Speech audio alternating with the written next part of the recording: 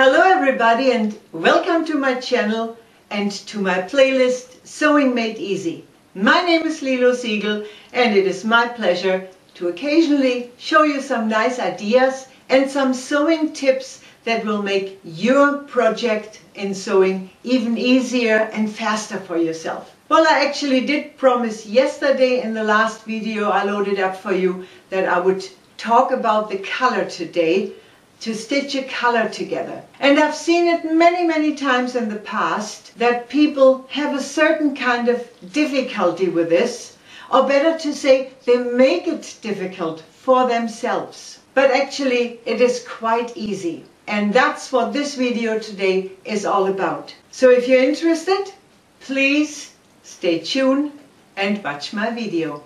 Here we go.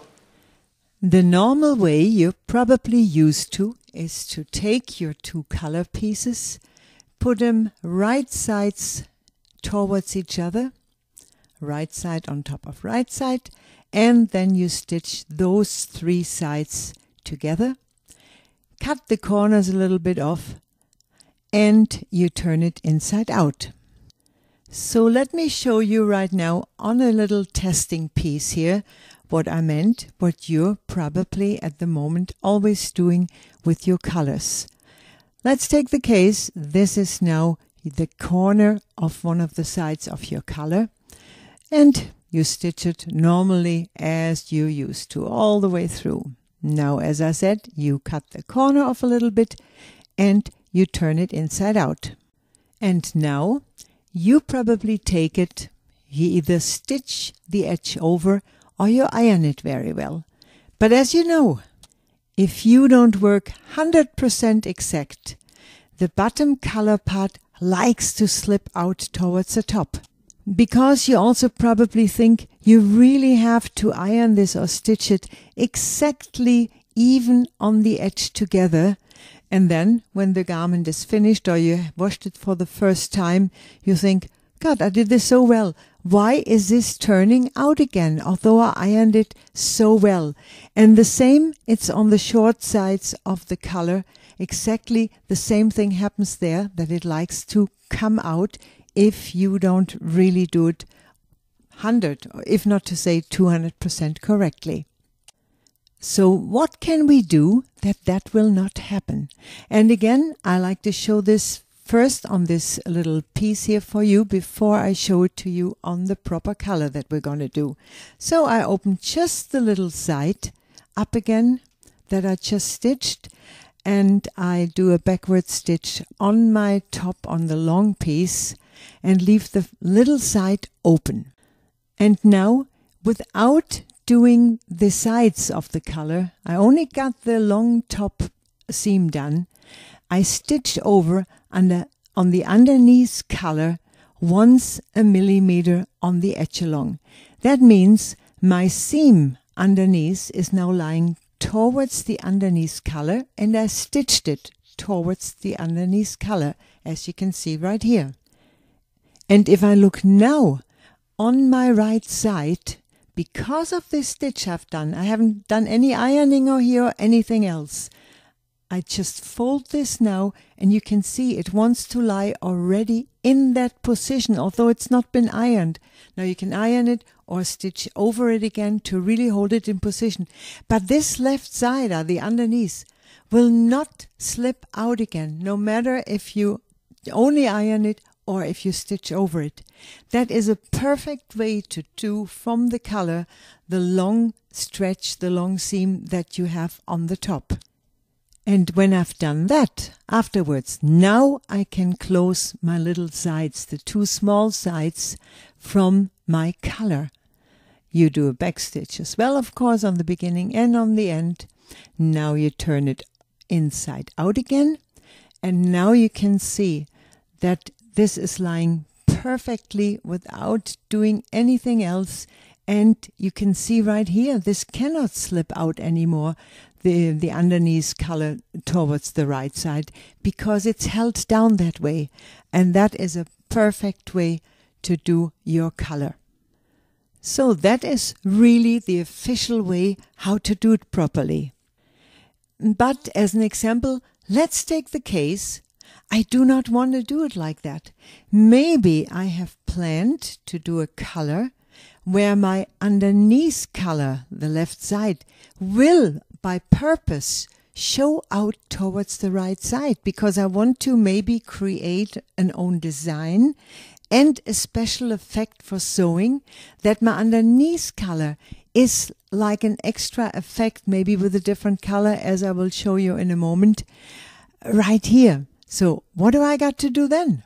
Then I would have to put my seam inside here exactly to the opposite side and stitch it over there. But that's what we're going to do now.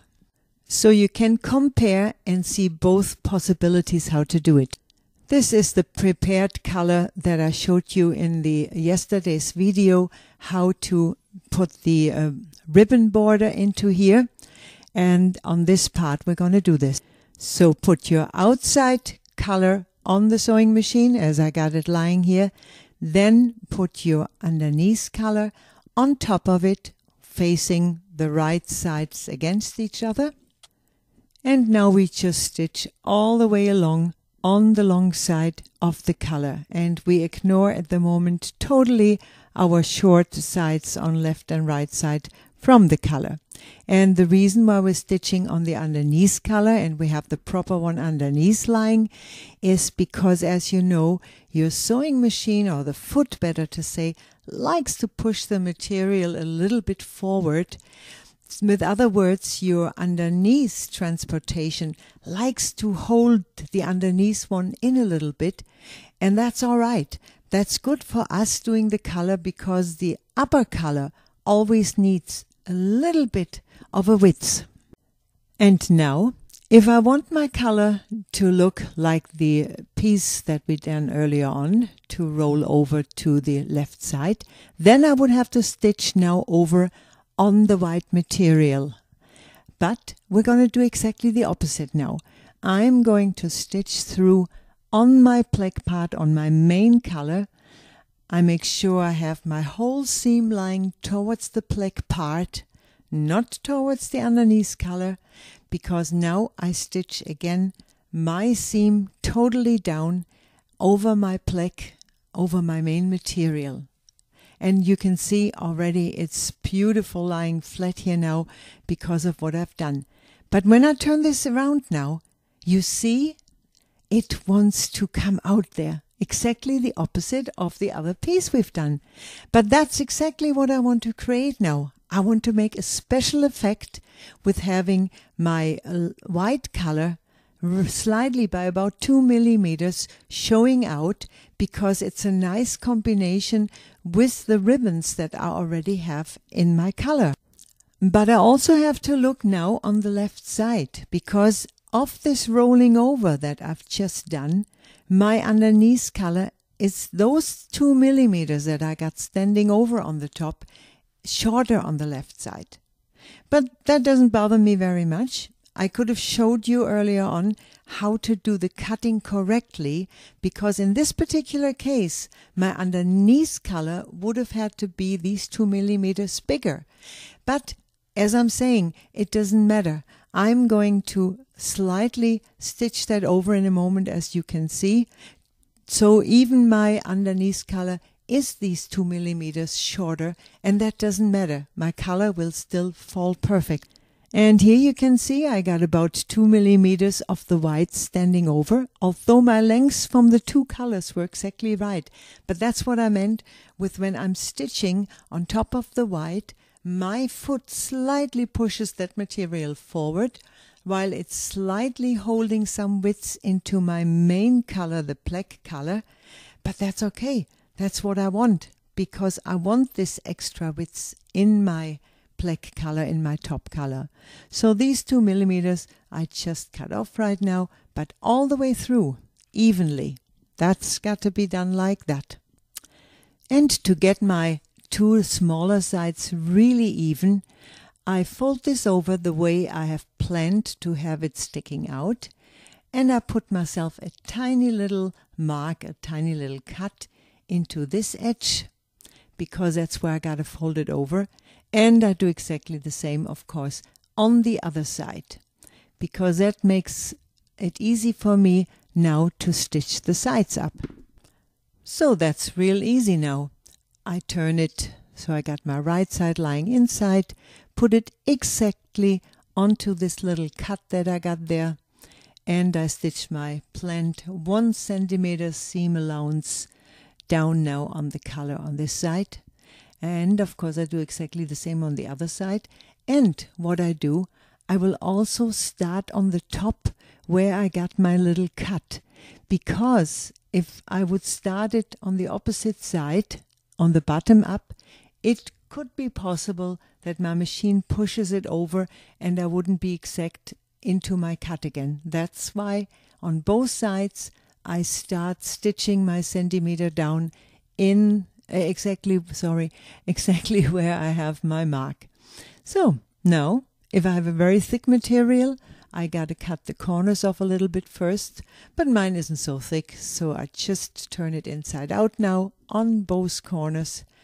And you can see already, like I said before, I haven't done any ironing on this yet. The seam is still all loose there, but it rolls exactly these 2 millimeters over as I got it planned. Now on the 2 smaller sides, I can either push it back, so I only got a black edge there, like that. But I could also say, okay, if I can handle this, if I can stitch it and iron it, so I also have my white 2 millimeters sticking out, then I just pull this out a little bit. And all of this was so easy because of the way I did this stitching against it. As we say I'm stitching against the material, which I've done with this particular seam. So now I have to close the bottom up for me. As I said, I pushed the white over a little bit now, and I slightly turn my color so I have it lying around my hand, as you can see here, and I stitch the bottom together about on 5 millimeters, because the seam allowance that I have here to later on stitch it together with the coat, I only got a 7 millimeter seam allowance right here, because in that seam I never put more than 7 millimeters. And on both sides you can see I got my white sticking out. So now I can go and iron my color nicely for me, because it's ready for continuation to put onto the shirt or the blouse, whichever you're stitching. So that is actually for today my tip for you, how to make it really easy for you to stitch a color properly. If you want to see the continuation, how to stitch the color onto the neckband and then into the shirt, I will not show this in this video, as I do have several different videos for that already in YouTube.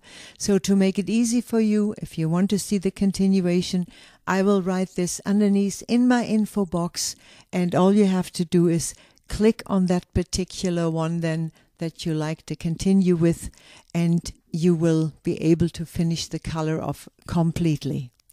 Well, my friends in this world, then for today I've finished with this video. I like to say a special thanks to all of you who are watching me.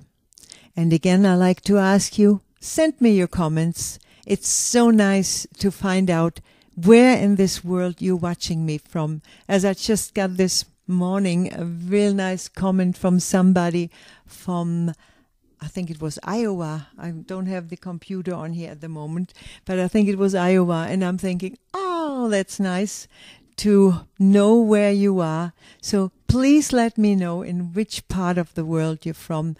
And what I mainly like to say, please take care. Please stay healthy. I try my best as well to be back for you again with some nice tips and sewing ideas for your next projects. Thank you so much. God bless and take care. Bye. Und tschüss.